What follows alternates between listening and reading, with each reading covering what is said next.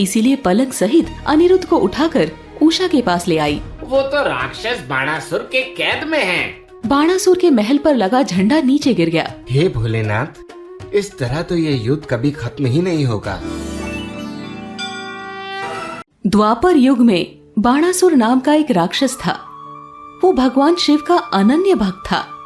एक बार उसने भगवान शिव की घोर तपस्या करने की शुरुआत की।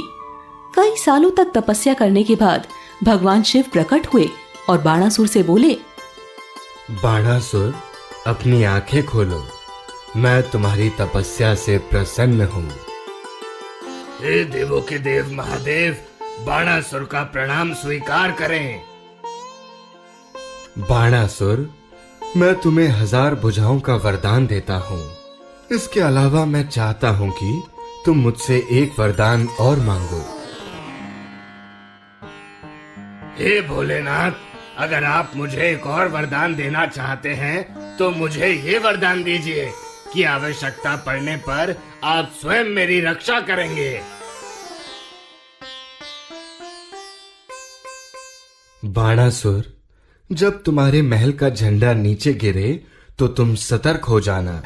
तुम ये समझ लेना कि तुम्हारा वध करने वाला तुम्हारे आसपास ही है और आवश्यकता पड़ने पर मैं तुम्हारी रक्षा के लिए अवश्य आऊंगा। इतना कहकर भगवान शिव वहां से अंतर्ध्यान हो गए।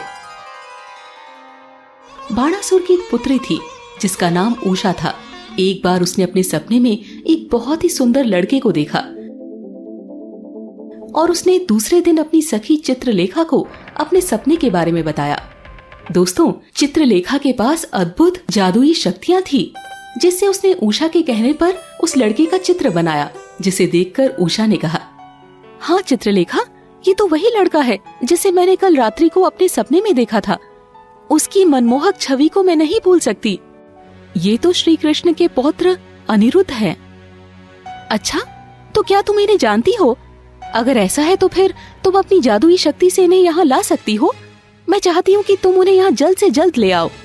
उषा की बात मानकर चित्रलेखा अपनी मायावी शक्ति से सीधे अनिरुद्ध के महल द्वारकापुरी में पहुंच गई। उस समय अनिरुद्ध अपने कक्ष में पलंग पर सो रहे थे। ऐसे में चित्रलेखा ने अनिरुद्ध को नींद से जगाना उचित नहीं समझा, इसीलिए पलंग सहित अनिरुद्ध को उठाकर उषा के पास ले आई। ये लो उषा, तुम्हारे सपनों का राजकुमार तुम्हारे पास आ गया। उषा अनिरुद्ध को देखकर खुशी से फूले नहीं समा रही थी। इधर जब अनिरुद्ध की नींद खुली तो उसने अपने आप को एक नई जगह पर देखा तो हैरान रह गया। सामने देखा तो एक खूबसूरत कन्या उसके पास बैठी थी। मैं कहाँ हूँ और तुम कौन हो? मेरा नाम उषा है और मैं बाणासुर की पुत्री हूँ। आप चिंता न करें, मेरी सखी चित्रलेखा ने आपको अपनी जादुई शक्ति से यहाँ पर लाया है। आप यहाँ पूरी तरह से सुरक्षित हैं। उषा ने अपने सपने के बारे में सारी बातें अनिरुद्ध से कह दी। दोनों एक दूसरे से काफी देर तक बातचीत करते रहे और दोनों को एक दूसरे से प्यार हो गया। अब अनिरुद्ध उषा के महल में ही रहने लगे। कुछ समय पश्चात बाणासुर के महल पर लगा झंडा नीचे गिर गया। ऐसे में बाणासुर को इस बात का संदेह हो गया कि उसकी पुत्री उषा के कमरे में कोई है। ऐसे में जब वो देखने आए तो उषा के कमरे में उसने अनिरुद्ध को पाया। तब बाणासुर ने अनिरुद्ध को कैद कर लिया। उधर द्वारका में भी सभी अनिरुद्ध को खोज रहे थे। तब नारद जी ने भगवान श्री कृष्ण को बाणासुर के बारे में बताया। नारायण नारायण, प्रभु, आप सब जिस अनिरुद्ध को लेकर इतने ज्यादा व्यथित और चिंतित हैं, वो तो राक्षस बाणासुर के कैद में हैं। नारद जी से ये बात पता चलते ही भगवान श्री कृष्ण बलराम जी के साथ अपनी सेना लेकर बाणासुर के राज्य की ओर चल दिए और वहां पहुंचने के बाद बाणासुर और भगवान कृष्ण में भीषण युद्ध हुआ। इस युद्ध में बलराम जी ने बाणासुर की सारी सेना को मार डाला। इधर बाणासुर को इस बात का एहसास हो गया कि वो अब श्री कृष्ण से युद्ध नहीं जीत पाएंगे, इसीलिए उन्होंने भगवान शिव को पुकारा। हे भोलेनाथ, मुझे आपकी सहायता की जरूरत है। मेरी मदद करो प्रभु, मेरी मदद करो। बाणासुर की पुकार सुनकर भगवान शिव वहाँ पर प्रकट हो जाते हैं और बाणासुर की रक्षा के लिए भगवान श्री कृष्ण से युद्ध करने लगे। भगवान शिव और भगवान श्री कृष्ण में घोर युद्ध शुरू हो गया। दोनों एक दूसरे को नहीं हरा पा रहे थे। तब भगवान श्री कृष्ण ने भगवान शिव से उनसे जीतने का उपाय पूछा। श्री कृष्ण आंख बंद करते हुए बोले, हे भोलेनाथ, इस तरह तो ये युद्ध कभी खत्म ही नहीं होगा। आपने स्वयं कहा था कि मैं बाणासुर की मृत्यु का कारण बनूंगा, परंतु आपके रहते ये कार्य संभव नहीं हो सकता। अतः आप ही कोई मार्ग निकालें प्रभु। तब भगवान शिव ने भगवान श्री कृष्ण को एक हथियार के बारे में बताया जिससे वो नींद में चले जाएंगे। तब भगवान शिव के कहे अनुसार श्री कृष्ण ने उस हथियार का प्रयोग भोलेनाथ पर किया जिससे वो नींद में चले गए। तब भगवान श्री कृष्ण ने जा रहे थे कि तभी शिव जी की नींद खुल गई।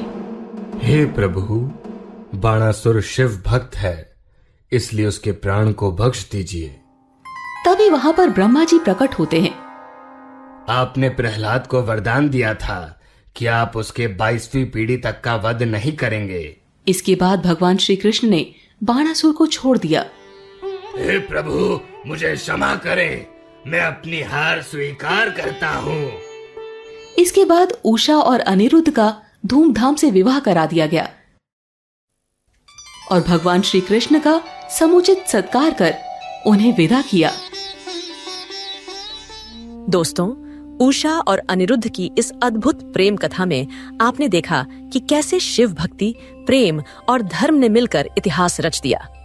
अब जरा अपनी स्मरण शक्ति को परखिए और बताइए कि आपको इस कथा की कितनी जानकारी याद है। तो चलिए जवाब दीजिए इस सवाल का।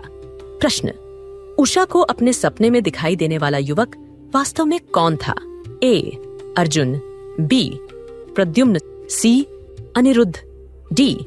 अभिमन्यु। सही उत्तर नीचे कमेंट करें और बनिए क्विज चैंपियन। हो सकता है अगली कथा में लिया जाए आपका नाम। दोस्तों, हमारी इन कहानियों के माध्यम से सनातन धर्म की शिक्षा को घर घर पहुंचाने में आपका सहयोग बहुत महत्वपूर्ण है।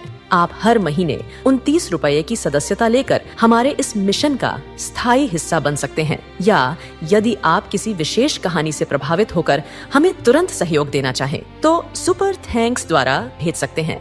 और हाँ, अगर आप अभी कोई धनराशि नहीं दे सकते तो भी आपका एक लाइक, वीडियो पर एक सार्थक कमेंट और चैनल को सब्सक्राइब करके घंटी दबाना हमारे लिए बहुत कीमती है। आपका हर तरह का साथ हमारे लिए अनमोल है।